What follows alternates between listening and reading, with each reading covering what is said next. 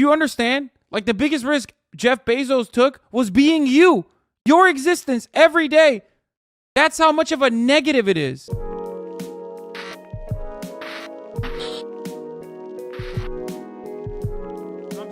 All right, let's watch this one. This episode. Let's see. I want to see this. I've never watched this. I want to see if this is good or not. Here, this is a my form of AdSense theory. revenue has completely tanked in the last couple months. So if you'd like to help support this channel and get a bunch of cool perks while you're at it, consider becoming a patron at patreon.com/secondthought. Who could possibly think socialism is a good thing? Socialism is a cocktail that never should be tried. No, it's turpentine. None of those ingredients are good. The last thing we want in the United States is socialism. According to a new survey, 70% of American millennials say they'll likely vote socialist, and 1 in 3 of them view communism favorably. The term socialist has been gaining traction for the past couple of years. There's a good chance an increasing number of people around you are using that word to describe themselves. More and more Americans are. Maybe one of those people even sent you this video. Maybe one of those people even sent you this video.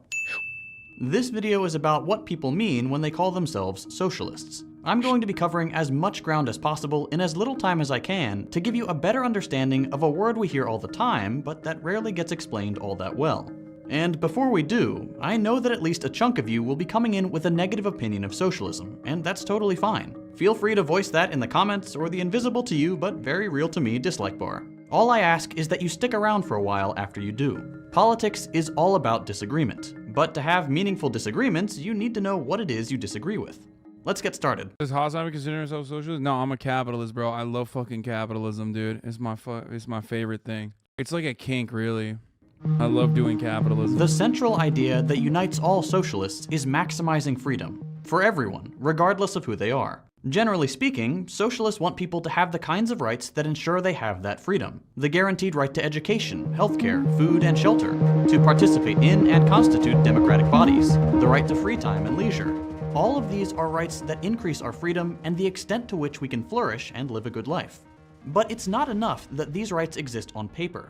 People need to be able to exercise them. If you have the freedom to an education, but can't afford to spend even 1 hour less on the job to go to class, then you don't really have the freedom to an education. The law says you do, but you're not actually free to enjoy it. Think about it like this. We might have missed out on 1,000 Einsteins because poverty kept them from achieving their full potential. Having freedom and the actual ability to exercise it is critical. And this central concern with freedom isn't very surprising. Every political theory wants to maximize or guarantee freedom in some way. If the US had its own ideology, Americanism or something, its advocates would also say it's all about freedom. And to be fair, capitalism did after all become the way of life for most people around the world, at least in part because it allowed some people to be more free than they had been before. Because before capitalism, there was something else. Feudalism. Think medieval castles with heaped tables of George R.R. Martin-esque pigs with apples in their mouths and guys with cool names like Torf. Under feudal society, the people who were free made up a tiny group. Kings and other nobles were free. Everyone else Dude, I love this. I love talking about how, I mean, I've been saying this for a very long time, but I love fucking making the comparison to like the justifications for the consolidation of wealth and the accumulation of capital and wealth under theocratic monarchies revolved around just saying that God decided that the king should be the king, even though it was still physical power, wealth accumulation over centuries and whatnot. However, what happened under capitalism, which we think is so much more advanced than feudalism and like the serfdoms and also monarchist societies, is that now the accumulation of wealth is no longer about divine right, but instead about meritocracy. The concept that these people are working smarter and harder and therefore deserve all of the fucking wealth that they've accumulated. Meanwhile, the entire system is designed in a way for them to, especially if they've reached a certain level of fucking wealth, to continue being wealthy and make even more wealth off of their pre-existing wealth. It has nothing to do with, and meritocracy is the lie to justify that. Divine right was the lie to justify theocratic monarchies. Meritocracy is the lie to justify capitalism. That's it. The wealth accumulation is still at the top in an almost identical capacity. The powers, the right to be able to do justifiable violence is still very much in the hands of those who own our bourgeois governments for the most part. Lived under their control and generally had very little freedom. After all, nobles owned all the land in their kingdom. So if you weren't a noble, but you wanted a place to live, to not be in total abject poverty, and to have a semblance of security, you were forced into working the noble's land. A pretty sweet deal for the nobility, because once you had done all the work, farming and whatnot, they would collect their taxes and force you to give up the products of your labor, grain, meat, or the money made from trading them with others. But feudalism wouldn't last forever. The emergence of capitalism changed feudal society into something entirely new. Over a couple hundred years, merchants gained more autonomy from feudal lords and became a whole new class of relatively free people. Nobles lost a great deal of power both gradually and in violent revolutions, and the number of free people grew from just a few hundred nobles to thousands of people who weren't just born into the right family. Capitalism was born. And we can see how Merit does factor into it, but you cannot outwork luck. No matter how hard you fucking work, okay? There is still an element of predetermined destiny within your reality, okay? Within your future predicaments that you're going to get into. You understand? And as long as probability still exists, and it is very much an incredibly important facet of success, you will never be able to reach the meritocracy that people claim exists, okay? That's not real. It's not real. I would not be in the situation that I'm in currently if I didn't come from an affluent background. Not because, like, my family was able to keep me afloat. What the fuck? I can't even speak. Especially in my adult years, but because when my parents were wealthy, when my father was wealthy, and then he lost all of his wealth, regardless, though, that's besides the point. When he was wealthy, he was able to make sure that I got the best education possible. That gave me a significant upper hand, which is why I always get frustrated when millionaire, billionaire defending Republicans will regularly say, oh, well, actually, only 20% of wealth is actually passed down to the next generation. Like, out of all the multimillionaires and billionaires, a small, tiny percentage of them actually get like directly wealth from the generation that came before them. It's like, yeah, motherfucker, that doesn't mean anything though, because it doesn't have to be directly a trust fund or something when your fucking parents die. That's not how people make their money. They make their money by going to the best fucking schools. They make their money through a sequence of nepotism, through a sequence of fucking connections that their parents have created so that the generation, their next of kin, can actually, have a profoundly better shot at getting incredible fucking, an incredible network and go and get like an awesome fucking job that is not available to the average working class person's children, okay? People refuse to recognize this concept, or most people do recognize it, actually. That's why they get so mad at nepotism, right? That's why everyone's always like, oh, I'm fucking so mad. Nepotism. Yeah, you're not mad at nepotism. You're mad at capitalism, okay? If we did not live in a capitalist structure, you would never, ever bring up nepotism as a fucking reason for why things suck. True, the most stable job I found was through nepotism. Everything else was part-time, precarious contracts. Are you denouncing TYT right now? No, man. I am literally a beneficiary of not only affluent beginnings, but also nepotism as well. Of course, these are things I admit regularly. Holy fuck. This does not, oh my God. Once again, I am being attacked for things that I readily admit willingly all the fucking time by people who think it's a diss to just be like, oh, got you. You're just repeating what I'm saying. Why is TYT brought up every time? Dude, no disrespect to TYT, I learned a lot when I worked there, but you also have to recognize that I myself alone have been able to reach higher levels of success than TYT, and especially when I worked at TYT. So clearly there was a little bit more than just TYT that helped me in this circumstance, don't you think? How this new system works today. Under a capitalist society, your boss is part of this new group of free people. He, like the nobility of the previous economic era, has a lot of freedom to do what he wants, and a lot of the decisions he makes for himself trickle down and ultimately affect you. In the relationship between the two of you, it's ultimately him that has the power. For example, your paycheck isn't determined by how good a job you do, but by what your boss decides it to be. He has that freedom. Directly or indirectly, your boss hires and fires who he wants. You work for him and spend your days producing something that he can turn around and sell to someone else. This allows him to make a profit. Regardless of whether he's a nice guy or not, his profit calculation will demand that he take into account a few things, like how much he needs you and how many people out there are gunning for your job. The more those people are desperate, for example because without your job they might end up homeless, the more he can push your wage down. The more homelessness or poverty there is, therefore, the better it is for him. Your salary isn't determined by how dedicated you are or how valuable what you do is, but by how disposable you can be.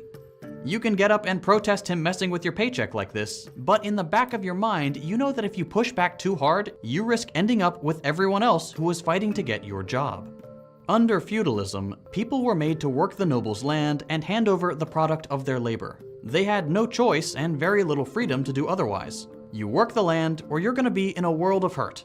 Now, you need to work the corporate, industrial, or service industry gig and hand over your time and whatever you produce while you're on the clock to the capitalist. In theory, you have the freedom not to work, or to work for whomever you want, as well as to negotiate with your employer. But in the same way serfs needed a place to live and food to put on their table, money from employment in the capitalist industry is necessary to live, and it's not like the power is balanced between the two of you. Not long ago, during the dawn of this new economic system, most workers had to hand over the majority of their life, 12 hours a day, 6 days a week, to their employers, often from a young age and in unspeakable conditions. We only very recently made this somewhat more bearable.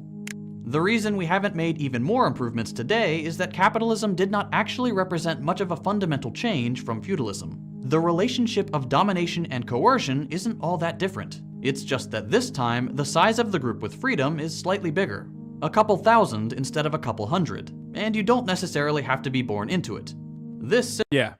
The fact that there is like at least some kind of upward social mobility, and I will tie this back to race as well as class, but the fact that there is like a little bit of upward social mobility alone immediately is used as proof to be like, listen, dude, look, I mean, some people made it. Why can't you? Look at that guy. He was homeless and now he went to Harvard. You know what I mean? There's always like, these rags to riches stories that they pump out, right? A little bit of social mobility all of a sudden is, showing everyone, proving everyone that you can actually succeed under a capitalist system. Pull yourself up by your bootstraps.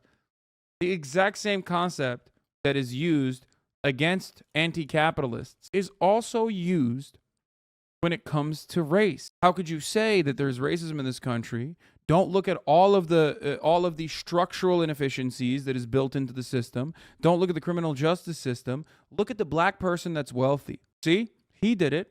Why can't you? Okay? That's exactly the same exact fucking argument. The exact same counter. The existence of like relatively wealthy black people does not change the white supremacist systems that we exist under. Okay? System, for all its flaws, hasn't been all bad. In general, living standards have improved under capitalism for a lot of people. Capitalism is a net improvement, in some ways, from the society that preceded it. But just like feudal society became outdated, so too has capitalism. There have always been problems with this narrative of rising living standards, but recently, capitalism has started to fail even the people who once got a decent shake out of it. 2 or 3 generations ago, it was a no-brainer that a job could get you a house and enough money to support a family, pay your way through college, and get access to healthcare. I wonder what fundamental thing changed in American existence that caused it to happen. Now, the racists will look to this and go, oh, it's because black people are taking up a piece of the pie. It's because there are more minorities that are no longer like as exploited, right? Whereas the real reason is literally because unions have been fucking eviscerated. If workers have no way to collectively bargain, if workers have no way to go back against and fight against the inherent class contradictions baked into a capitalist order of the economy, a capitalist organization of the economy, then of course capital is going to slowly but surely take away more and more of your benefits. Profits have a tendency to decline, okay? So what are you going to do? You have to squeeze out as much profits as possible. That's what capital owners do. And the best ones, the ones who are the best at fucking squeezing out profits, are the CEOs. They get rewarded for it. You weren't exactly free, but you weren't doing too badly either. That is no longer true. The few people at the top have been given so much freedom to keep the money you made for them by working in their offices, at their storefronts, and in their factories that there isn't much left for you. High school and college graduates, once guaranteed stable employment and livable wages, are losing out. Nowadays, between 40 and 50% of college grads are unemployed or working in a job that doesn't require a diploma, indebted at rates that completely overshadow their salaries. And the story's the same across the economy. For someone working at Amazon to make as much money as Jeff Bezos does in just 1 year, they would have to work for 58 years. And that's just with his salary. If we start counting dividends, you'd be working every day of every year of multiple lifetimes just to catch up to Bezos' single lap around the sun. Clearly, it's time for an upgrade. Socialists look at this march of history and ask two questions. One, is there a better way to get the same results as produced under capitalism? And two, what is it? In other words, how do we keep the parts we like from capitalism, rising living standards, and cut out the parts we don't like, the exploitation, imbalances of power, and massively uneven distribution of those rising living standards? The big answer for socialists lies in who owns things like companies. The argument goes that so long as there is just one, or at the most a few people who own our society's productive enterprises, they will be able to make decisions that benefit them and not us. Your boss, because he has been given the freedom to do so, will use his power to curtail yours. He will always try to push your wages down as low as possible, make you work the longest hours you can, make your working conditions as dire as possible, because it's cheaper that way and rakes in more money for him and the other people who own the company. While he has to balance that with what other capitalists will do and try to offer better conditions, hours, or wages, every step he makes in the right direction has to contend with his profit margins. If something is unprofitable, even just by a fraction of a percent less, he can't do it. He can't risk some other company being more ruthless than he is and undercutting his business. The only choices that are on the table are the ones that make him wealthier, even if that means making you poorer or generally worse off in the process. Socialists take stock of all these incentives and try to understand how we can change them. Instead of the most important thing being the capitalist profit, how can we incentivize things that benefit all of us, putting more options on the table than just the ones that make the guy at the top richer? And we have a lot of ideas on how we can do this, from central planning, to free association between communes, to worker-owned cooperatives, to cybernetic management. However varied these ideas are, and truly there are a lot of them, they are all united by the same conclusion: that the best way to figure out which ideas benefit everybody to the fullest extent is to let people decide for themselves. Give everybody control over what ideas we want to see happen and how. Instead of a few people at the top setting the rules of the game, everybody should get a say over things like their working conditions. Control over what gets done and how, for everyone, by everyone. Not by some self-appointed class of millionaires and billionaires who get to boss everyone else around. And you intuitively know that this works. How many times has your boss made a decision you know is in the wrong, but you're the one who has to live with it? How many times have you been told that there's just not enough in the budget for a raise, or for you to take that day off, but the company is raking in record profits?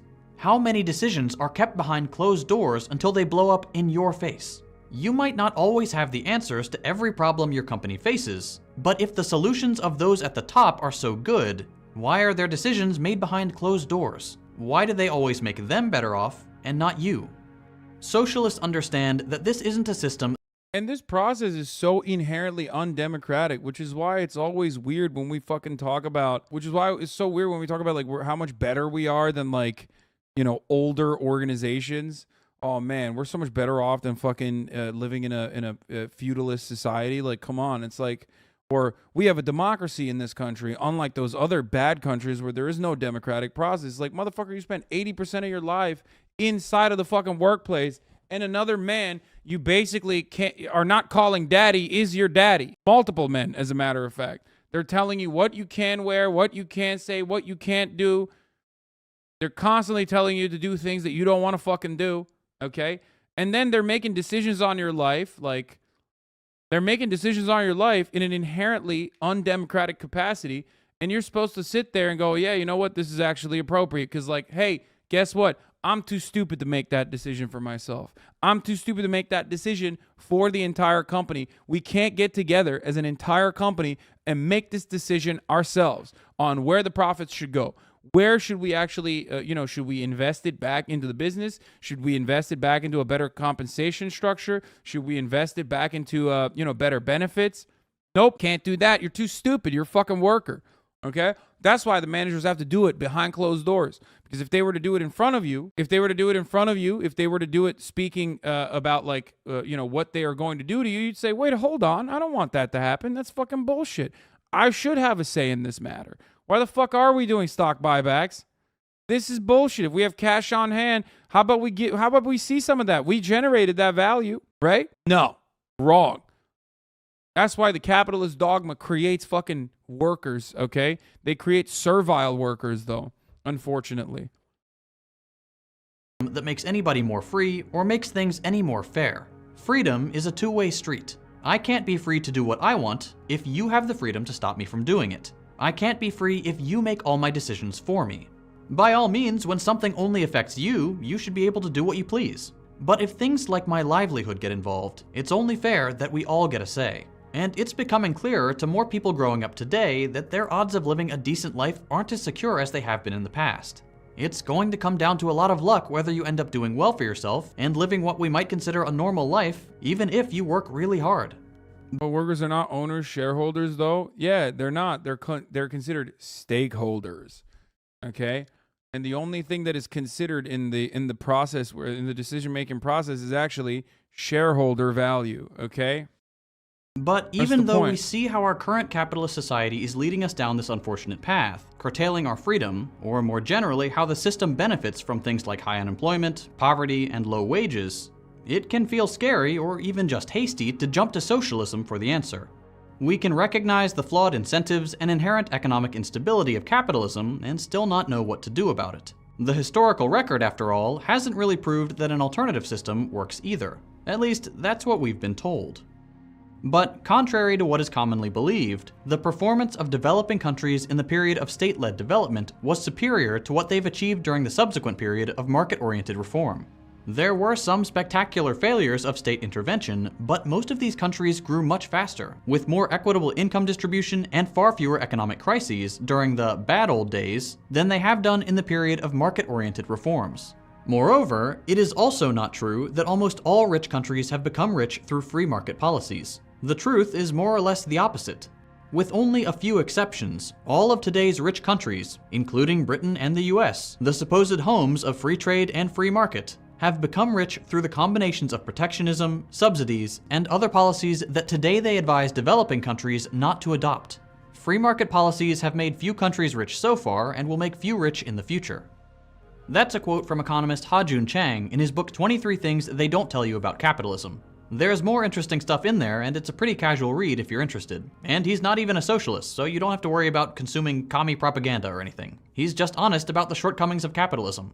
So what does this mean? Is socialism just when the government does stuff? The answer is no. For starters, that question implies a lot of really horrible things. You think the DMV sucks? My healthcare company's made a decision to increase salaries for all workers by 1.5% earlier this year at the cost of a cut to our PTO. Our net annual raise is 0.2%. See, that's a perfect example. Just like when Amazon decided to increase wages to $15, they literally did so not from the profit margins, not eating into the profit margins, but instead by restructuring the compensation agreement that they gave to all the fucking workers, right? What do? They took away your stock options. And some people, depending on where they were in the process, got a $15 minimum wage, but also, on top of that, lost all the benefits they were getting in the form of stock options, therefore making less, like bringing in less income at the end of the year. That's how it is. Just wait until the government takes over everything else. You think the government is screwing you now? Just wait until they have even more power. Obviously, a world of DMVs as dictators isn't what socialists want. Who in their right mind would defend something like that? Part of the problem is that that question is being asked in a pretty deceitful way. What counts as the government doing stuff? Sometimes government programs are measures for wealth redistribution, like Social Security, welfare, public libraries, and food stamps. Other times it's basic stuff that every government, regardless of its economic model or ideology, takes care of. Things like fire departments, garbage removal, sewers, or streetlights. In this list are also institutions like the police, the military, the FBI and CIA, courts, and prisons. Wherever you are on the political spectrum, there are going to be things on this list that you don't like and other things that you do. When you imply that socialism is when the government does stuff, and you're already primed to be wary of the word, your mind easily jumps to whatever thing the government does that you don't like, or that the present government does the worst, hence the DMV and authoritarian stuff. But regardless, that's not what socialism is. Socialism is a society in which the means of production, factories, farms, offices, basically the things that produce for the economy, are held by all in common and subject to democratic decision-making, rather than that of a few individuals. Nothing more. While governments are one way to coordinate this ownership, it's not the only one. What's more, there's a deeper problem with this question. The way we think of government isn't absolute, empty of all context. As humans, we have a hard time imagining a world that isn't like the one we have now, which means we also have a hard time imagining how our governments could be different from the way they exist today, under capitalism. And you already know what that's like. Companies pumping in billions to get some guy elected and in their pocket. Public services working on razor-thin budgets and being genuinely infuriating. The people you cast a ballot for not doing their jobs and getting paid quite a lot to pretend it's not their fault. Every election going to the lesser evil.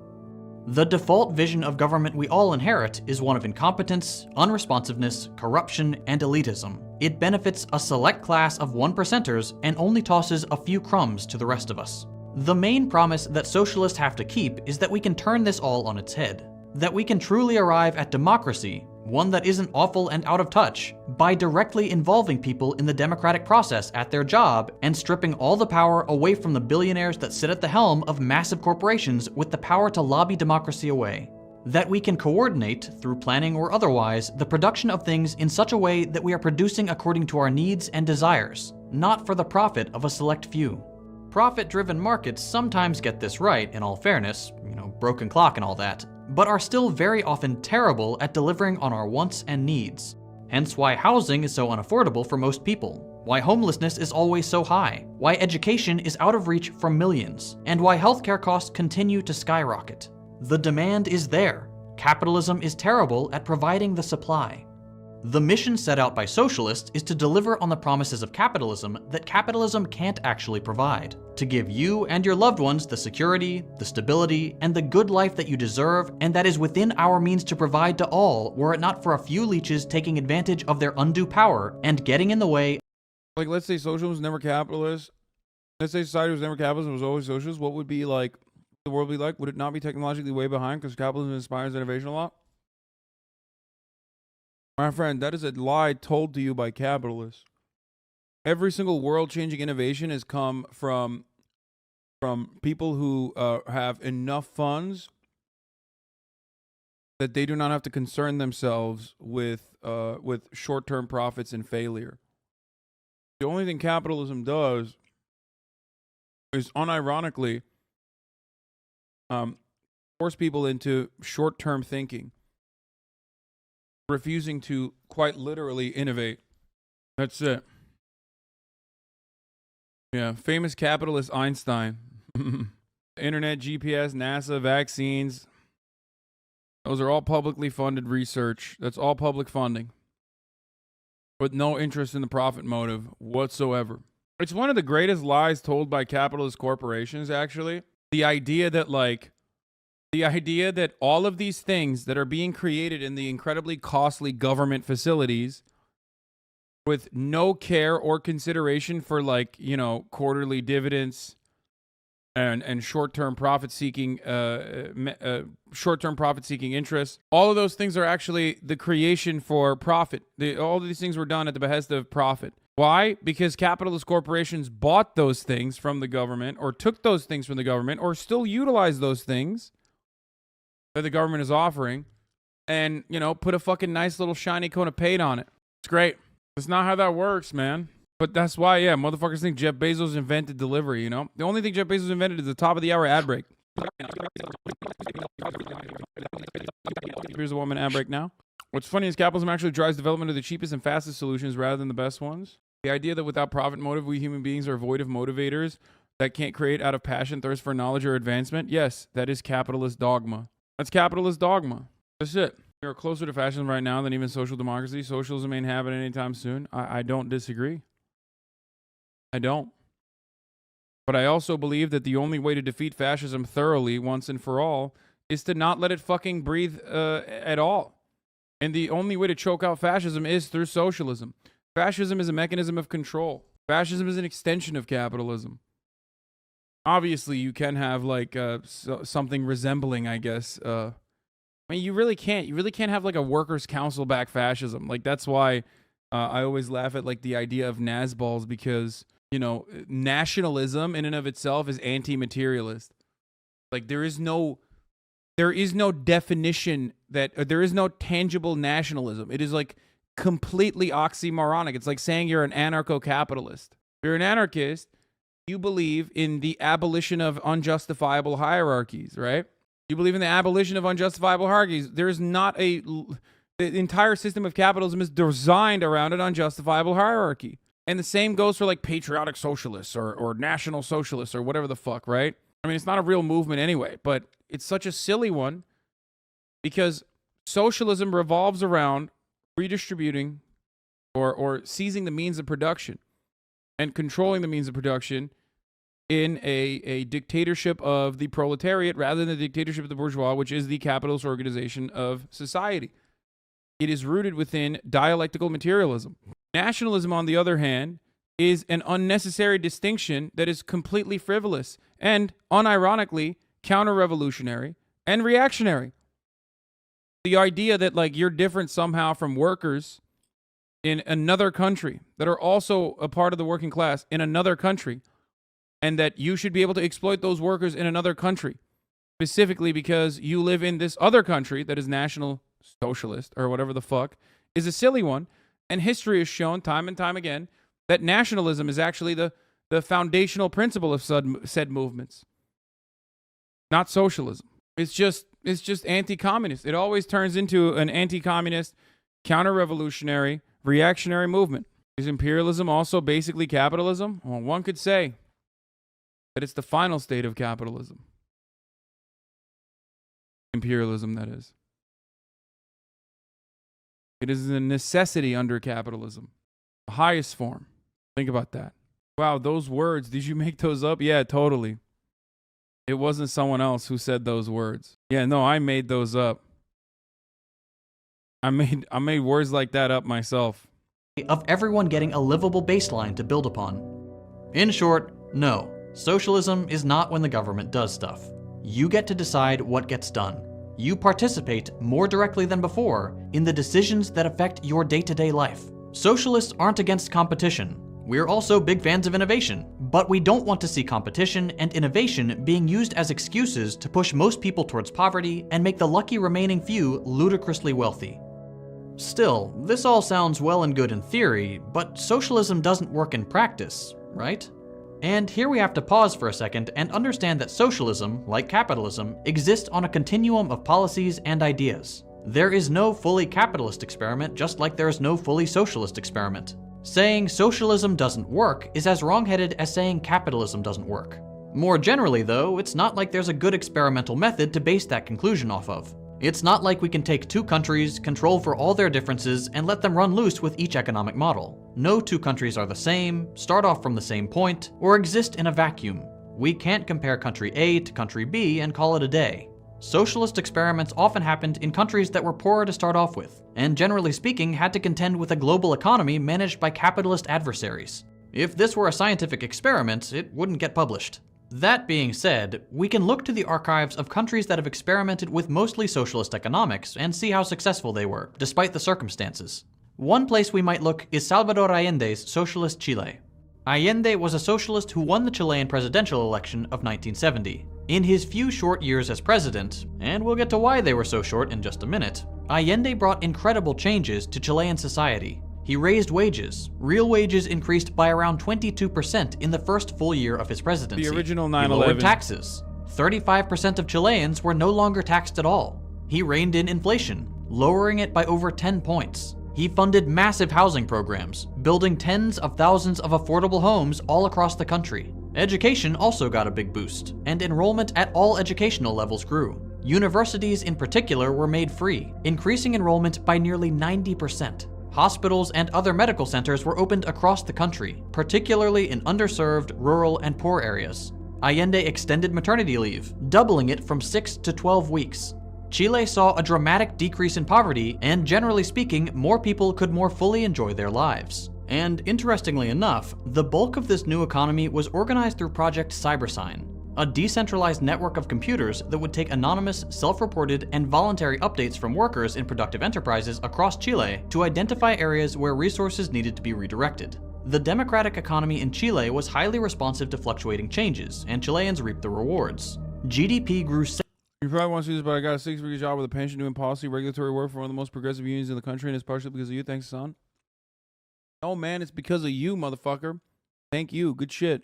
7% in the first year, production by 13%, and consumption by 11%. By kicking out capitalist enterprises, not only did the Chilean economy work for more people, it worked better, period. This kind of response wasn't welcomed by everyone, though. Allow me to pull quotes from a particular document, the Church Commission Report on Chile, one of the only documents released by the American government to the public about the extent of its intelligence agency's intervention in a foreign country. These are all things the US is actually admitting to. Bro, that's a flex, by the way. Make no mistake. Covert American activity was a factor in almost every major election in Chile in the decade between 1963 and 1973. In several instances, the United States intervention was massive. The 1964 presidential election was the most prominent example of a large-scale election project. The Central Intelligence Agency spent more than $2.6 million, $24 million in today's dollars, in support of the election of the opposition. More than half of the Christian Democratic candidate's campaign was financed by the United States. The most extensive. Why would they do that, you think? Why do you guys think that America was doing that? That's so weird. The documentary. Wait, Jake Tran did a fucking video on... Dude, this person is an enigma, okay? I will never understand. What the fuck is up with this dude, Jake Tran? Like, half the videos I watch of him are literally just straight libertarian garbage. And then what? He's like actually defending... They're so fucking weird, bro. I do not understand it. It like hurts my brain. Extensive covert action activity in Chile was propaganda. It was relatively cheap. In addition to buying propaganda piecemeal, the station often purchased it wholesale by subsidizing Chilean media organizations friendly to the United States. The CIA supported or even founded friendly media outlets which might not have existed in the absence of agencies. Surely this doesn't exist anymore, dude. I mean, you know...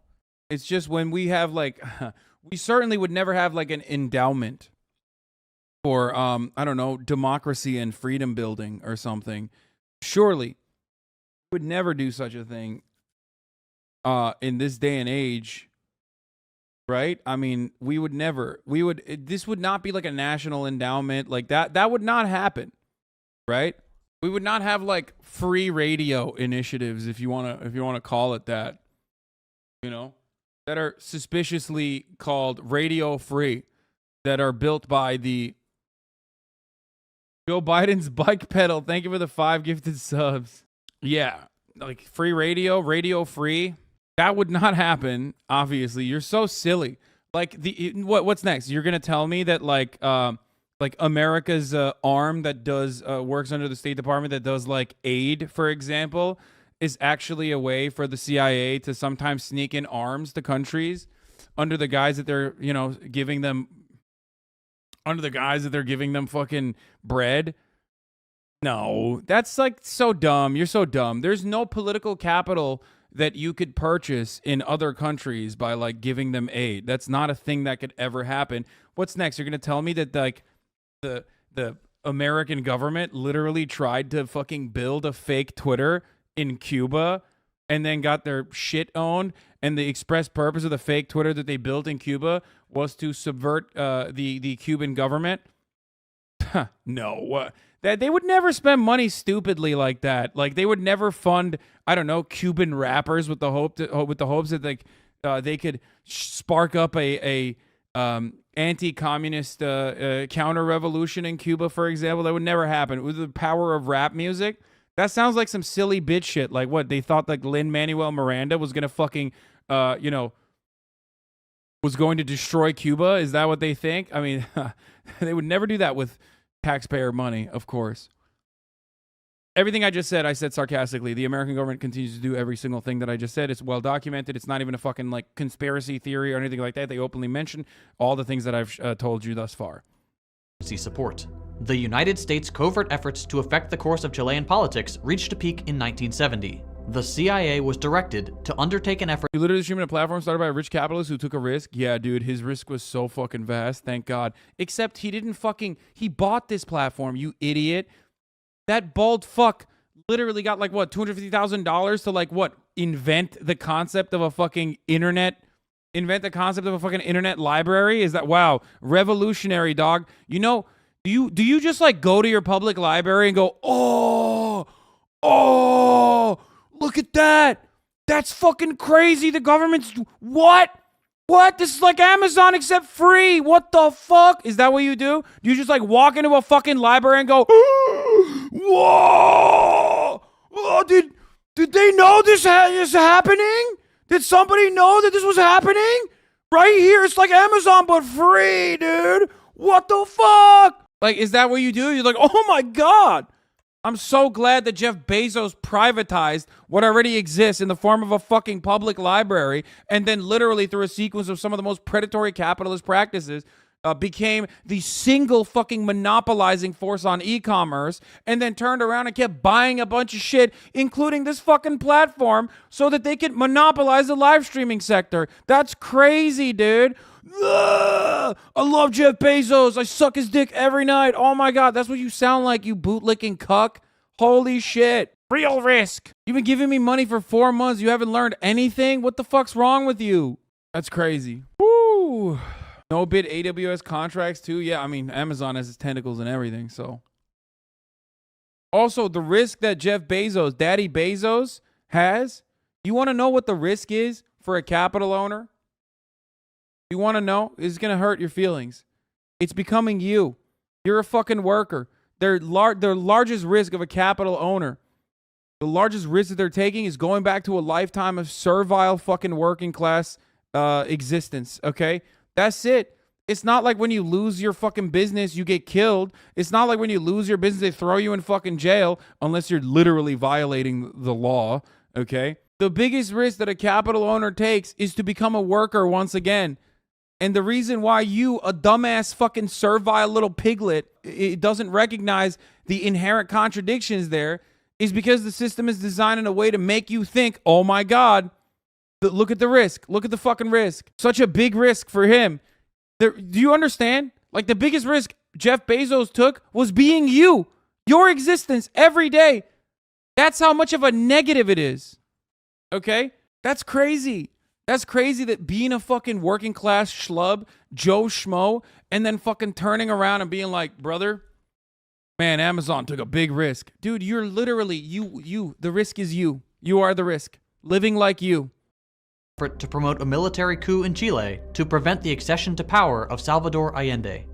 In summary, the White House, intelligence community, multinational corporations, and military wasted millions trying to stop a popular candidate getting elected in a democratic election, and when it failed, wasted another set of millions trying to depose the guy who had improved Chile by nearly every metric. Their first coup attempt in 1970 would fail, but 3 years later, the US efforts would succeed. Allende was ousted as president, opting to take his own life rather than be captured when the Chilean army, hopped up on CIA money, took over the presidential building. What followed was a new era of American puppet government that— This, of course, is like one of the countless fucking instances where America has installed people exactly like this, or failed to install a person like this, or maintain their power, like in Cuba, for example. Imprisoned, tortured, and killed hundreds of thousands of people. And Allende's story isn't particularly unique. There are echoes of this story all around the world, everywhere socialist alternatives started doing a little too well. We don't have a magic button to rewind the clock and try this again. We can't for sure know if things would have happened differently if by some accident of history, socialism had become our global economic model all those years ago when capitalism was born. But we can still try to imagine what we can do from this point forward. There's no doubt that this video won't have answered all your questions. Imagining a different world is a tedious thing to do, and there are a lot of concerns to be addressed. And it's also usually easier to ask questions about something in the future than turn around and ask those same questions about the system we have right now. If we were as critical with our present society as we are with that of the future, would we still choose it? In any case, I've put a link below to a short pamphlet put together by Verso and Jacobin magazine. Most questions people have when first encountering socialist theory are answered in a few short conversational pages. There's answers to questions about human nature, property, authoritarianism, laziness, and other things that are typically concerning, answered in a fair way by people who believe in a socialist future. I'm one of those people who believes that a better world is possible. You've probably seen absurd caricatures of socialists on TV. The Red Scare never really went away. But I hope this video helps to show that we're pretty normal people. We just think that what we have right now isn't working, and it's time to make a change. There you go. Kind of an Orientalist narrative, the 73 Chilean coup, and underplays the fucked up local elite. Of course, the US via the CIA had a role, but it's less than what it seems. Only speaking on the Chilean case, because I don't know much in other places. What you are experiencing or what you're explaining here is literally just every place where America has had a successful coup. Yeah. Or even continues to try to have successful coups. What do you think? The Chamber of Commerce didn't play a fucking significant role, backed by local billionaires in Venezuela? Oh, wait, that's exactly what they did. It's always the local capital owners that go to Big Daddy America and say, hey, Big Daddy America, please, please, these guys are doing socialism. It's really fucked up, dude. Hey, actually, dude, they might literally be fucking positive. They might feel positive about the USSR. God forbid. That's how it works. Yeah, they say, America, I'm stuck. Please, step America. Step all over me. One dime? No, man, stop. Bro, I watched one fucking video that's like theory adjacent, and immediately all of you fucking nerds in the Discord, did you get like a notification in your Splinter Discord? The Marxist-Leninist Hasan Haters Fund, or the remaining Marxist-Leninist Vanguard that still watches Hasanabi Discord? You're like all out in fucking full force. You're like, dude, come on, watch this one, watch this one, watch this one, watch this one. You watch like a theory adjacent video. We must watch more of this.